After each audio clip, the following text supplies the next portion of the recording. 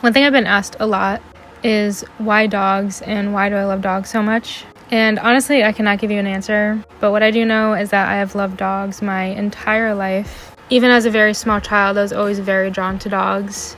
And I do feel like soulfully connected to them in a way. I never really had a lot of friends growing up, but it just felt like dogs just could understand me way better than people could. Like I could communicate with dogs without having to communicate, if that makes sense. I was also not really a talkative person, so I just like that I can hang out with my dogs without having to speak, I guess. I've also collected dog stuff my whole life too. Really the exception for other animals was Webkinz. But with just regular plush, I always gravitated towards the dog stuff. My room was also always dog themed. And then I was also just really drawn to like rare breeds as a young age too. And since I was a collector, I noticed that there was a lot of breeds that you can never find as items. I was always really drawn to like more Spitzy and like herding breeds, like the elk hounds, of course Shiba Inus, Akitas, and I could just never really find as much stuff for those.